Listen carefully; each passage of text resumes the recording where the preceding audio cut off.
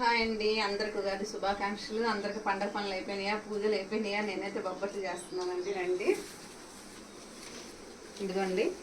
ఇది వచ్చేసి మనం ఒక గిన్నె పచ్చిపప్పు తీసుకుంటే గిన్నె బెల్లం తీసుకున్నానండి. చక్కగా దీన్ని మాత్రం ఉడకబెట్టి పక్కన పెట్టేసుకున్నాను, తయారు చేసుకున్నాను.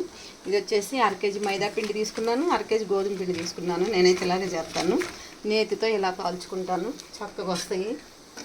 ఇవన్నీ వచ్చేసి ఇలా కాల్చేస్తాను, నేతితో ఇలా కాల్చేసుకుంటాను. మీరు ఎలా చేస్తారో కామెంట్ పెట్టండి. నేనైతే ఇలాగే చేస్తాను. పండగ పనులు అంటే కొంచెం హడావుడే, ఏదో మా చేతైంది మేము చేసుకుంటున్నాము. అందరిలా కావాలంటే ఎవరు చేయలేము, ఎవరికి చేతైంది వాళ్ళు చేస్తారు.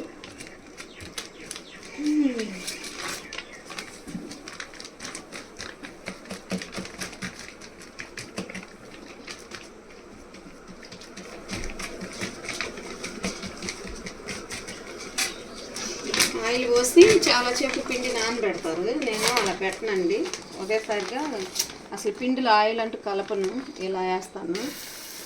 ఇదిగో నేతితో ఇలా కాల్ చేసుకుంటాను.